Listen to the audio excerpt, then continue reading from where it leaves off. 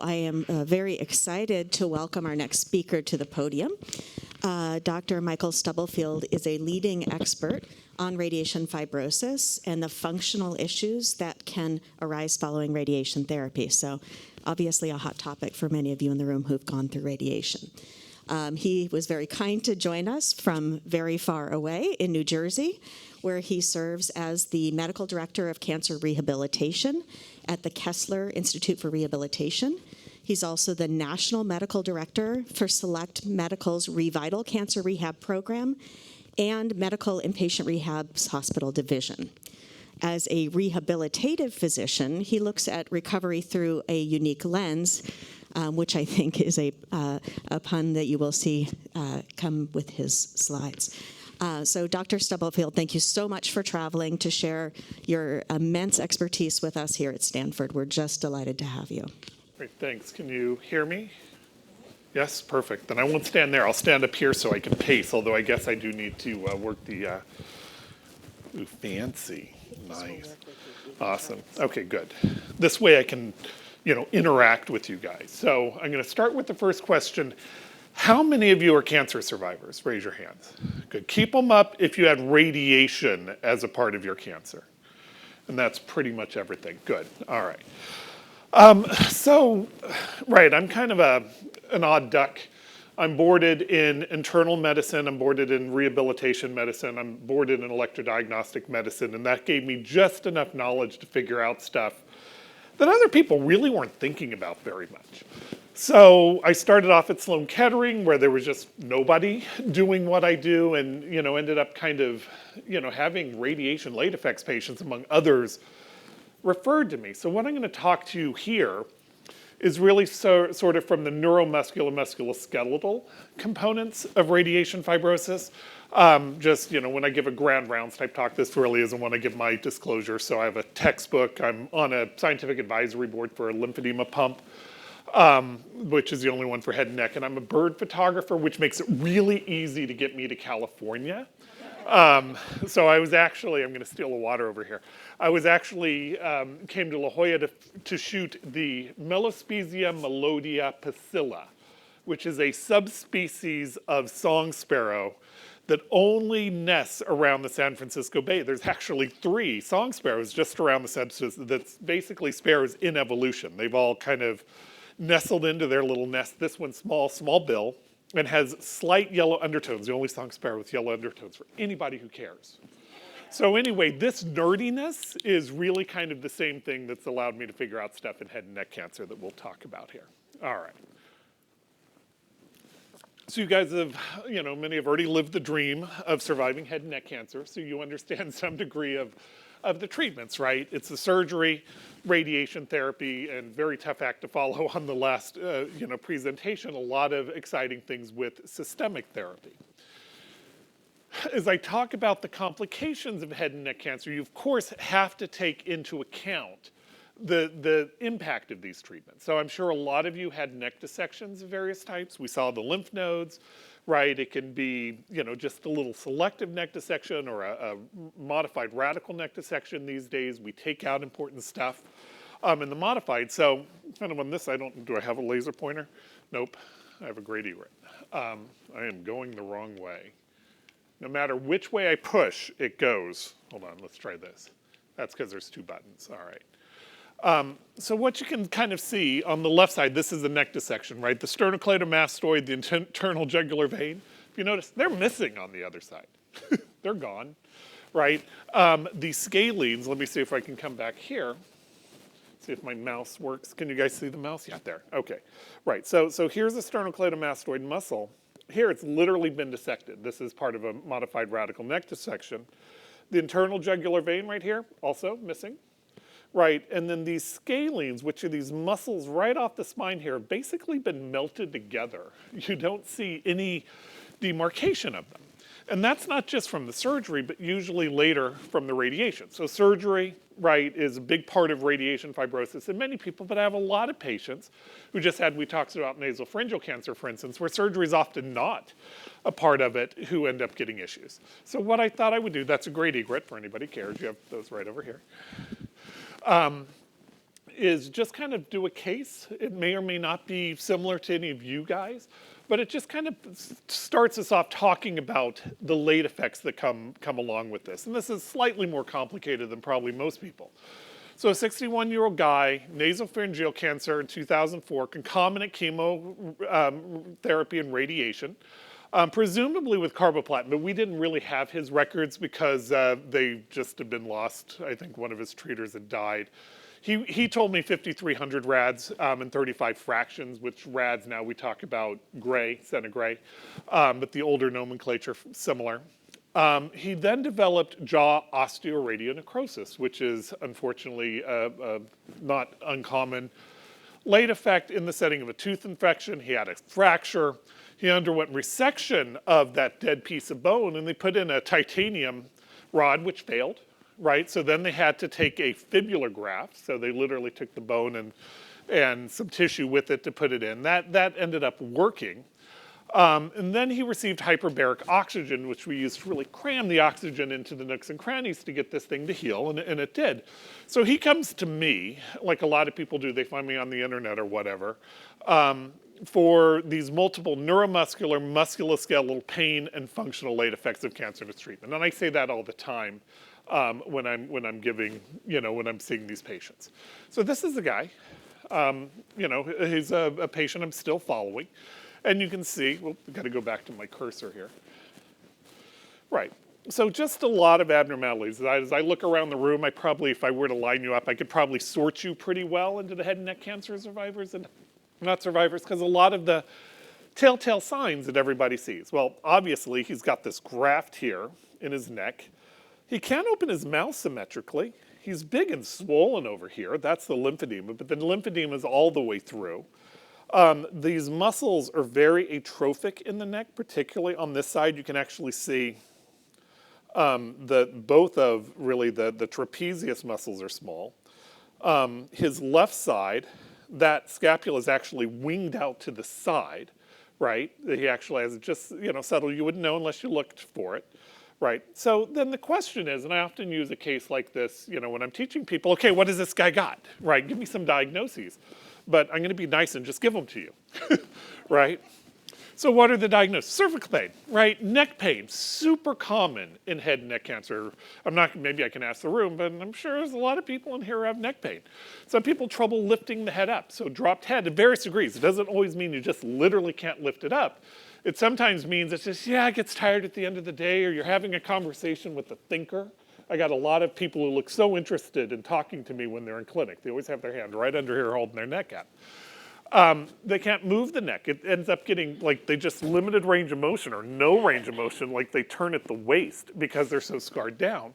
Shoulder problems, right? That wing scapula out to the side and all those weakened rotator cuff muscles that work the shoulder. Shoulder just ends up being a train wreck in a lot of folks. The lymphedema of the head and neck, trismus, trouble opening the mouth. Very common. Here, I like to do a little test. So you all have masks on, but you can take them down briefly. So can you put in 3 fingers? All right. So if you can get in 3 fingers, good, that guy. So 3 fingers is normal. Ironically, for such a giant guy, I must have like Hulk Hogan hands because I can really only get 2 in myself. Which really kind of goes to show that there's variability in normal. We consider normal like 35 millimeters or traditionally about 3 finger breadths for normal mouth opening, but people will see it just kind of, pretty soon. And I've got some patients who they're literally occluded. They can't open at all. And you can imagine, we'll talk about that a little later. That's just bad. You can't brush your teeth. You can't kiss your wife. You can't, get in there if you need to look for a cancer recurrence. You have bad breath all the time. It's just, the trismus is a significant problem. And then, of course, dysphagia, trouble swallowing, and dysarthria, trouble speaking. As kind of the short list, right? There's multiple other things that go along with this. This is just some of the more common ones that I commonly see and treat. So this is one of my head and neck cancer patients who happens to be a rock climber, which I think is shocking because of all the neuromuscular damage that does, but he's just strong as an ox. He's done really well. And posed for me one day. Who could resist I'm a photographer, right? So who could resist to go out and take pictures of one of my patients climbing a rock? That was really a lot of fun. All right, so just talking about radiation. So we're kind of know what you're doing. I'm being filmed in radiation right now. You're looking at me in radiation right now. We are all surrounded by radiation. It's basically light energy, but in the cancer world, we talk about protons and photons. So photons are the light energy. Protons are more particles, which is kind of a newer thing.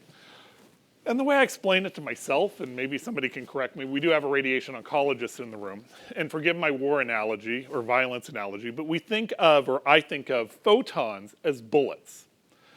They're fired from the gun, they go down the barrel with this explosive charge behind them. So as they're traveling the barrel, they hit their peak, because that is all building as that powder's being burnt, they hit their peak velocity and energy right at the muzzle of the gun. As soon as they hit the air or something else, they rapidly lose their energy, right? So that is the sort of photon energy that we're in all right now. Fortunately, this isn't super high energy photons, or we'd all be sizzling like that yummy bacon we had outside. Then there are the protons, which are like particles. And I'm not quite sure how they do this. I'm not a physicist, but I think of them as being like torpedoes or depth charges.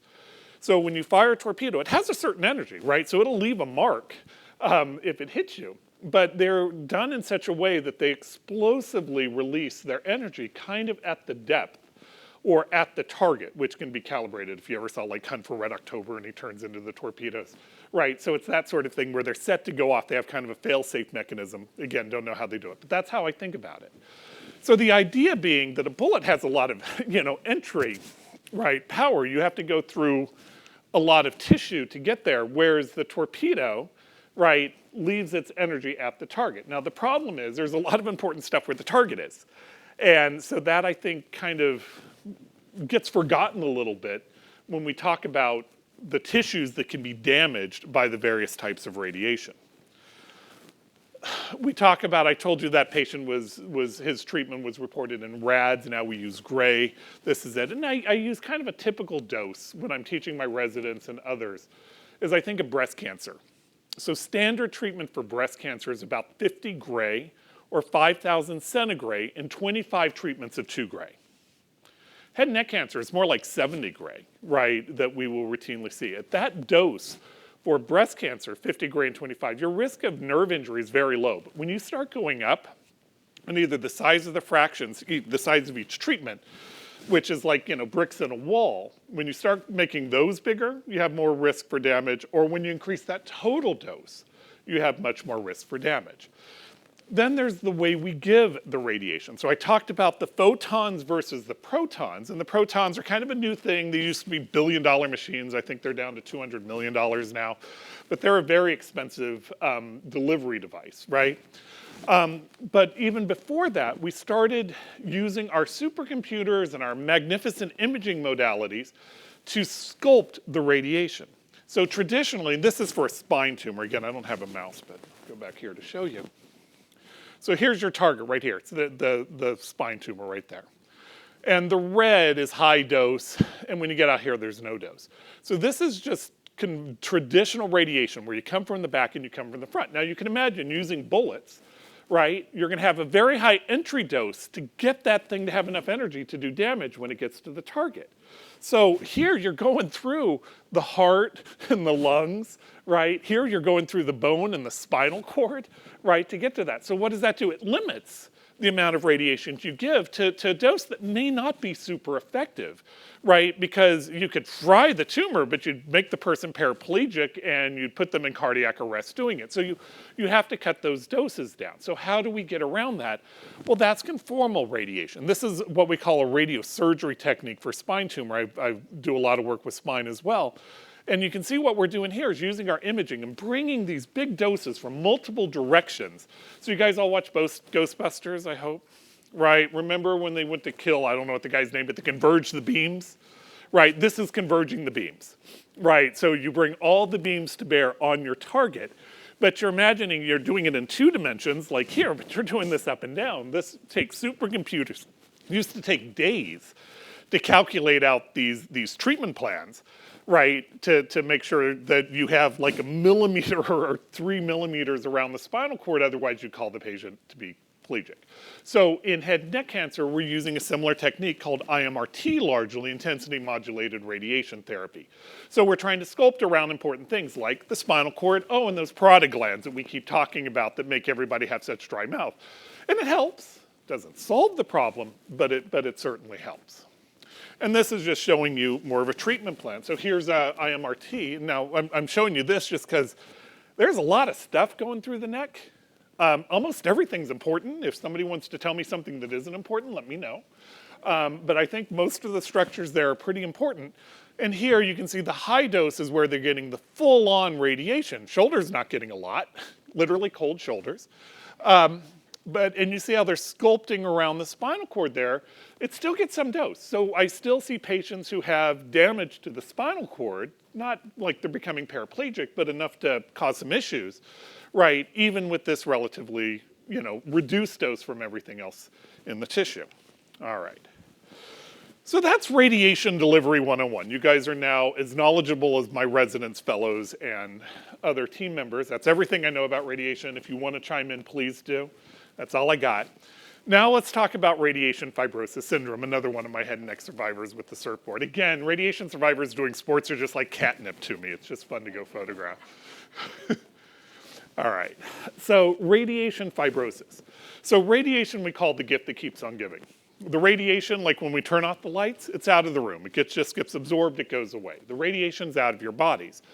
But it damages all the tissues in, I call it an immortalized way, meaning it's the gift that keeps on giving. It damages the DNA in such a way that all the tissues misbehave and will continue misbehaving forever. So we'd say radiation can cause damage 20 years later. That's because nobody ever lived longer than 20 years when we started saying that. Now it's like I've got survivors who are 50 years out from radiation for various things. And it never just stops, right? It's like old age. It's an accelerated sort of damage to these tissues, everything that was in the radiation field. So radiation fibrosis is that slow tissue damage and kind of the hardening of the tissues because the big component, final end product of this is fibrosis, right? Where it's actually putting down pretty much normal fibrin, just putting it in places where it shouldn't be. It'd be like me, let's start just bringing, cinder blocks into this room and filling it up. Pretty soon we'd all starve to death because we couldn't even get out, right? It just ends up clogging off of the tissues, but this is a slow process over time.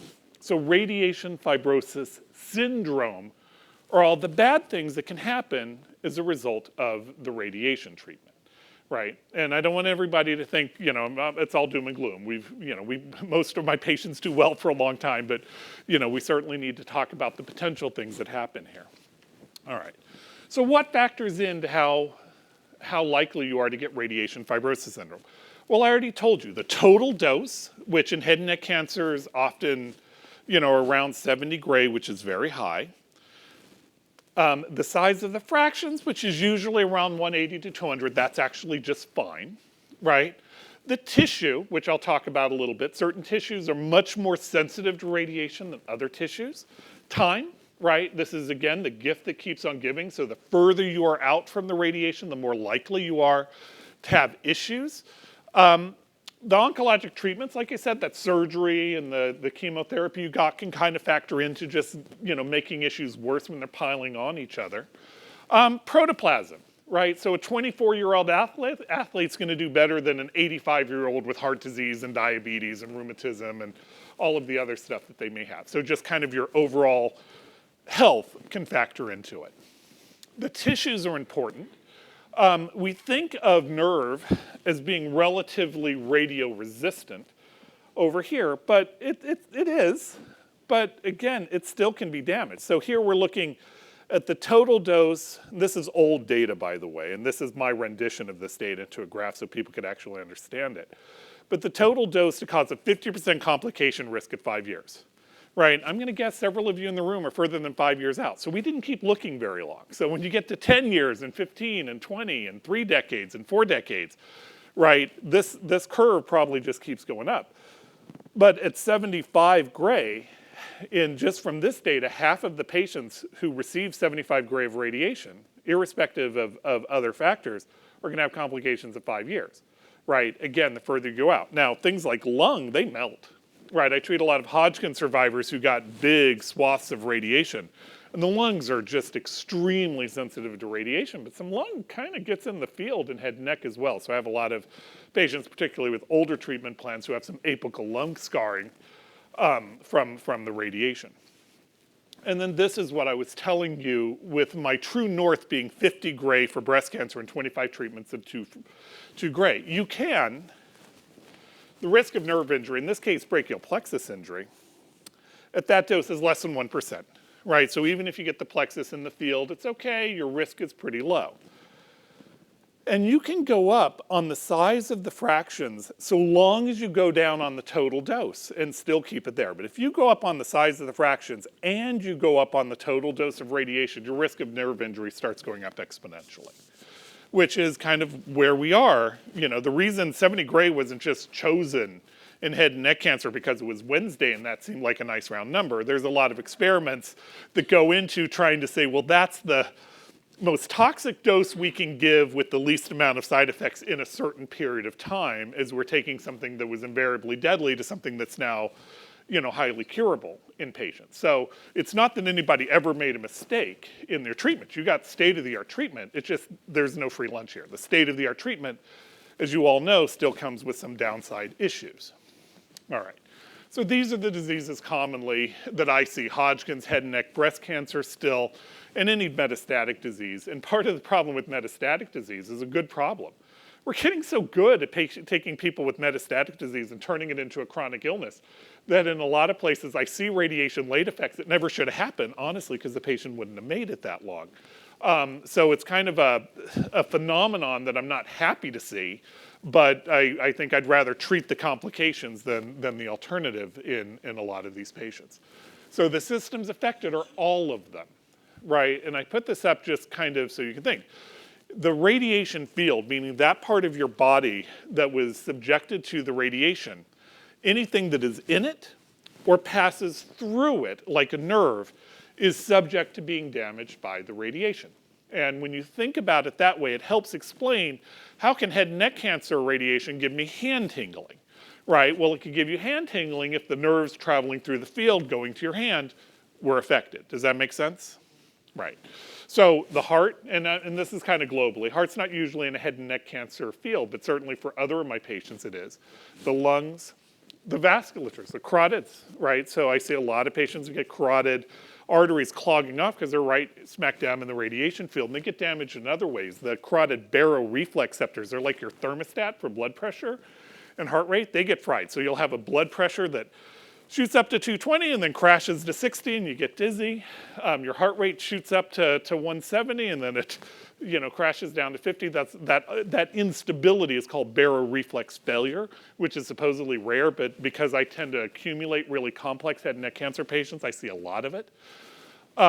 Endocrine system, so thyroid, I'm guessing not more than one person in this room is on Synthroid now for their thyroid, right? See, I've been getting a lot of laughing, so at least one of you, and I'm guessing more. Gastrointestinal, if that was in the field, not so much for you. Genitourinary, and if you can think of another organ system, put it on the list. They're all affected. And then my real expertise is in the nerves and muscles. So the brain, the spinal cord, and I'm literally just going down. Brain, spinal cord, the nerve roots that come out of the spine where they turn into plexuses, those turn into peripheral nerves, and then the muscles themselves can all be damaged by radiation. So all of those of you who find that the shirts that you wore before radiation now need a couple of extra buttons, right? All of that atrophy of the neck is caused by damage to these structures from the radiation. All right.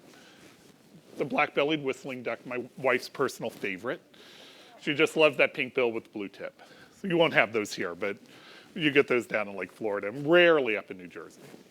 And they were whistling ducks. They have the cutest sound ever. Anybody who catches me afterwards, I'll play the song for you. It's really quite cute. All right. So in head and neck, as we said, just back to the same thing. Pain, weakness, numbness, tingling, fibrosis, tightness, impaired range of motion, swallowing and speaking issues, mouth opening, swelling, lymphedema, depression and anxiety, huge in this group. And you can just see a big tumor there. And you can imagine, this is, you resect that, and then you radiate it. Again, you don't have to be an expert to know that's a small area and there's a lot of important stuff around it, right? Okay, so back to our same thing here, trying to explain the complications. This is the IMRT dose, the little red square showing the tissues that are involved. But from the nerve and muscle point of view, It is exactly what I said. It's the spinal cord, it's the brain in some people, right? At some points, the cerebellum particularly will be caught in it. That's the lower part of the brain that controls coordination. Actually, I have a picture, so why don't I put a mouse on it? So the cerebellum, the spinal cord, the nerve roots that come out of it, where they connect into plexuses and then break up into peripheral nerves. So here's the plexus and it breaks up into the nerves going to your arm. And then the reason I stole this picture off the internet is it also shows some of the cranial nerves that are nerves that don't come out through the spine, but come out through little holes in your skull, right, that work things like, speaking, right, and hearing and seeing, although that's usually fairly high. All right, so just thinking about the journey and kind of putting this in context for you, because just the way we're structured, I don't do a lot of the acute effects, right? The trouble swallowing initially and the sore mouth and all of that up front's usually handled by our medical oncology and radiation oncology colleagues. And then people get sent to me later on. So the journey goes something like this in head and neck cancer, and it varies from person to person. You start off and you're diagnosed. And at diagnosis, sometimes you're in perfect shape, sometimes you're not, right? You come to the cancer thing as an older person who's got a few miles on the machine, so you've got your arthritis and that pinched nerve in your neck, right? And you've got diabetes and high cholesterol and, you know, all of these things. You start with this baseline of issues, and nothing we do makes them better, right? So just from that initial surgery, if we're doing surgery first, you can damage the spinal accessory nerve, which works your big shoulder muscle called the trapezius and the sternocleidomastoid. That's why that patient's scapula was winged out to the side, and that really screws up shoulder function. So then your shoulder doesn't work, just from the surgery. You might get some neck stiffness and tightness, again, just from the surgery. Trouble opening your mouth, depending on where the tumor was, just from the surgery, right? And that the tumor was in a bad spot. Trouble swallowing, speaking, right off the bat happens to some patients. You can get lymphedema initially. Some patients present with some swelling in the face, and then you can have nerve pain. A lot of times when we do that neck dissection, people have a lot of nerve pain on the front of the neck and in other areas. But, you know, this is like those old Ginsu knives commercials, but wait, there's more, right? So then we send you to chemotherapy and radiation. Now, fortunately, the chemotherapy doses we use don't cause a tremendous amount of neuropathy in head and neck cancer, but some patients, if you're diabetic, you can start getting some nerve symptoms from that. And if you're bad enough, you might have some gait problems and be at risk from falling from this, trouble dressing and buttoning yourselves, and bad fatigue. More than pain or anything, just globally in cancer, fatigue's the thing cancer survivors complain of the most. More than anything, more than pain, it's fatigue. Cognitive impairment, right, is when this starts really kind of kicking in. So a lot of people are like, yeah, I'm just not as sharp as I was before. I'm forgetting things. I'm having trouble tasking. I'm getting irritable when more than one person's talking to me, right? All of those focusing issues. Then the lymphedema, if you had it, and the dysphagia, dysarthria can start getting worse. But then you ring the bell, right? And everybody's happy, okay, I'm done with my treatment, it's good. And it may be good for a long period of time. It may be good forever for some patients. But invariably, those radiation late effects, that gift that keeps on giving, is gonna start showing up a few months later. And that is when the patients start having what I call, remember I told you it damages the spinal cord, the nerve roots coming out, the plexus, the peripheral nerves in the field, and the muscles. I treat a lot of, as I said, Hodgkin survivors, and I do EMGs, and one day I just had to figure out a name for the syndrome that I was seeing in these patients. So I literally decided to name it in the greatest tradition of rehabilitation medicine, where we name like braces for the joints they covered. So I called it a myeloradiculoplexoneuromyopathy. If your brain's involved, it's a cerebromyeloradiculoplexoneuromyopathy. If your spinal cord is not involved, which happens, remember how we sculpt around it, and these are all clinical diagnoses, then I would just call it a radiculoplexoneuromyopathy. But what that does, it allows me to clinically identify, just by examining patients, I can prove it with EMG, but it doesn't really help me help anybody. It helps me identify which specific things are involved, so I can sort of now identify the functional issues that are going to fall out of it. Remember how nerdy I was about finding the Pasilla song sparrow in your marsh? This is just me doing the same thing in medicine. Right, but it actually is very useful. because it will explain the dropped head syndrome, which is damage to these nerves and the muscles, and the way it was done by the radiation, right, is part of the reason people have trouble extending the neck. The cervical dystonia, same thing. It falls right out of this neuromuscular damage. Then osteonecrosis, depression, anxiety, suicidality is extremely high in head and neck cancer survivors, and because the impairments are so devastating to some people, but also because of the lack of good treatment for them. And certain areas are there. Trismus can get worse later on. Usually it gets worse in the first year, but I routinely see it coming up later, and when it comes up later, it's always something. It's going to be a recurrence, heaven forbid. It's going to be osteonecrosis of the jaw, or fraction like the patient I showed you, right? It's going to be something that caused the mouth opening to get worse. I'm finding this all the time. Lymphedema can get worse, and lymphedema we'll talk about, right? Because lymphedema is another fibrotic process on top of the fibrotic process, the radiation fibrosis. And I can't do anything about the fibrosis, but treating the lymphedema aggressively I think is critically important. The dysphagia and dysarthria gets worse, right? Again, it's this neuromuscular insidious damage that keeps going on. So most of my patients, we can keep talking and swallowing and doing well indefinitely, but it takes a lot of work, and it takes a lot of SLP, and it takes a lot of education to try to keep you there.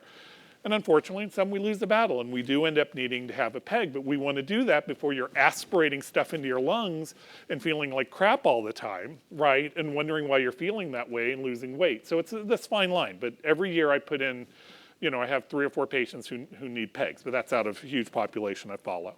And then the shoulder problems get worse, right? Again, because this neuromuscular damage continues. So what I wanted to do here is just show you some of it. Right, this is just a cervical dystonia patient. Again, not to scare anybody, but you see he's tilted to the side. He's pretty much stuck there turning at the waist. That's not his only problem, obviously. He's got lymphedema. I think he's got pretty severe trismus. He's got pretty much everything on the list. This is the worst case scenario of dropped head syndrome. I'm sorry, I did not give the disclaimer, gruesome pictures coming up. She's about as bad as it gets, and part of her problem was she came late and she wasn't able, for a variety of reasons, to really do the things we needed to try to make it better. But when you're showing pictures as a doctor, you always show the worst ones. If I just show somebody who's standing up and smiling at you and you can't tell they have dropped head syndrome, it's just not as impressive. Shoulder dysfunction. So here's another one. This is nasopharyngeal. This guy did not have any surgery. He just had radiation and chemotherapy. And just, it's such a beautiful picture because he has not myelo, but he has a EMG documented back when I used to do these on everybody, radicular plexoneuromyopathy. And what you see is that right shoulder is depressed relative to the other one. The scapula is winged out to the side. See how it's sticking out prominently there? You can even see the pec is atrophic here because it has a plexopathy. You can actually see his radiation tattoos to see how low the radiation came. So in his big thing, he was otherwise doing pretty well, but he couldn't put his suitcase in the overhead anymore, right?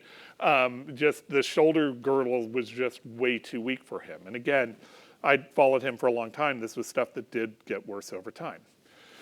So now I'm going to shift gears a little bit and go through some more of this, but talk about the treatment. And I think we have our kind of panel discussion, so you guys will have the opportunity to ask more questions.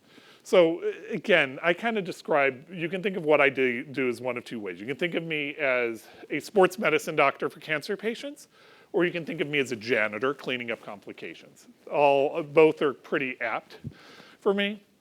And it doesn't mean we can cure everything, but I am absolutely useless as a physician alone, right? So my whole career at Sloan Kettering and now where I am at Select Medical and Kessler and our Revital program is about building a community of cancer rehabilitation professionals with the skills needed to get people to their highest possible level of function and quality of life. Again, we're not in the business of curing people. That's the oncologist and the radiation oncologist job. We're in the business of improving your function and quality of life as high as possible. So one of the biggest things is now I have 1,000 therapists across the country who we've trained in our program so that they're not just your on-the-corner sports medicine therapists who might be superb, but they actually understand radiation late effects, and we've built a community of people to kind of describe, to work with each other. And when somebody gets a complicated patient and they've got these big eyes and they have no idea where to start, We have regular rounds nationally so that they can bring those patients and we can discuss them, so senior people can talk to the more junior people and we can continue building these skill sets. So for almost everything that we've talked about, the dropped head, the trismus, every one of these impairments, it's really physical therapy. What I do largely is make the diagnosis and make sure you're getting to the right person that they're doing. And I do a lot of pain management and other things. But I haven't the foggiest idea how to treat dysphagia. That's why I have, amazing therapists surrounding me who that's what they do for a living, right? So the physical therapy is absolutely critical, but it's not just physical therapy, right? To get comprehensive therapy really takes a village. So other issues, right? So cranial mononeuropathies, which are very common. These are some of the nerves damaged, and again, there's a wing scapula up to the right, and that guy's tongue is deviating to the left, which means he has a cranial nerve 12. This is all doctor stuff, but suffices to say those are some of the nerves that get damaged. All of that contributes to things like the trismus. This is a patient trying to open his mouth, and you can see, what is that, like 3 millimeters of mouth opening? Right, a lot of patients going through the side with a cut-off toothbrush to try to get in there, right? Very high incidence. You've all now screened yourself for trismus. If you have less than 3 fingers, you either are like me or you might have trismus, but that's something that, is certainly treatable. So that's where we bring in our speech language therapists. For the dysphagia, the dysarthria, some of them do lymphedema. We try to have as many professionals doing things as possible. So if you were a head and neck cancer patient coming to me in Kessler, almost certainly you're going to get PT for your shoulder problems and your cervical dystonia and your dropped head. You're going to get OT for your lymphedema, and you're going to have SLP do a video swallow on you and do the sort of clinical evaluation and treatment. And then we're going to rinse and repeat periodically for the rest of your natural life, because that's kind of the nature. It's a gift that keeps on giving. We want to stay in front of everything. And then I will manage any pain or other issues and make sure you're getting to other specialists if you need. If I find that you have carotid stenosis, I send you to the vascular guy, et cetera, et cetera. So jaw opening devices, again, I'm not going to go into this too much. I think they've got some out there to discuss. Lymphedema I wanted to discuss. So lymphedema, you guys all know what lymphedema is?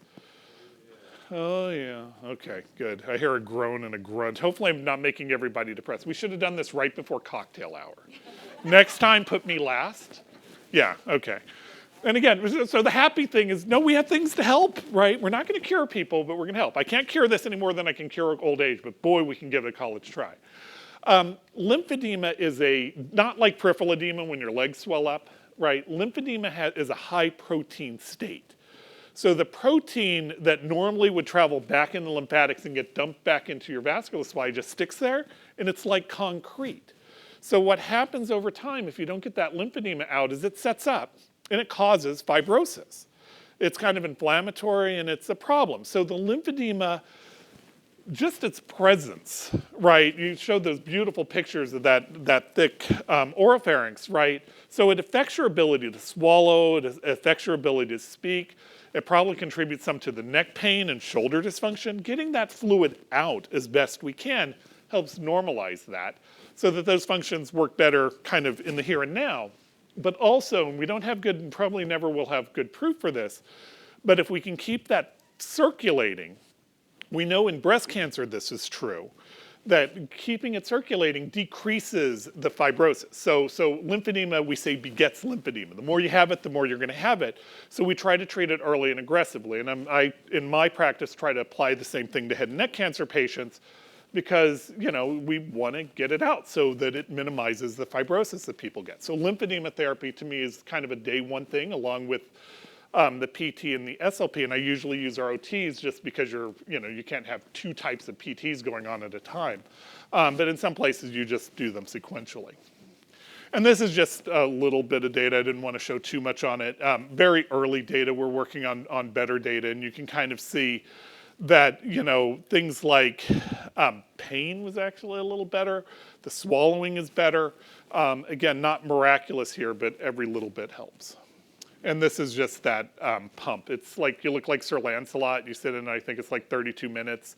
And it's actually very comfortable. If you've ever had lymphedema massage, it's a very low level pressure designed to kind of stimulate the lymphatics. You start proximally and work distally. You don't start squeezing. And it's the same thing in the head. And unfortunately in the head, and we've got some research going on this, most lymphedema therapists can't do it. It's kind of a specialized training that you need to be able to do this well. And I think even more than that, like everything, even once you've had the training, you have to have seen enough patients, have had enough experience to be able to really problem solve, because head and neck cancer patients, as you guys might guess, are often very complicated. Pain management, this is kind of the thing that I do, as well as being the air traffic controller for head and neck and other cancer survivors, is, I have patients who need to be on nerve stabilizers for neuropathic pain, Lyrica, our pregabalin, gabapentin, duloxetine, and others, even opioids I routinely prescribe. And one of the things I do commonly for patients who have terrible neck spasms is Botox. Actually works shockingly well. For not even terrible, just the people every time they turn, they're like, the problem here is there's just not a lot of doctors who are willing to do it in head and neck cancer patients. They think you're going to explode or something. I've never quite figured out what it is, but they're actually a very simple procedure to do. So I think I'm done now. I don't know when I'm supposed to finish, but it's going to be now. Okay, good. So, just kind of things, right? So for all of you who are survivors, caregivers of survivors, recognizing that these radiation-late effects are very much the gift that keeps on giving, kind of just assume that whatever you got is radiation until proven otherwise.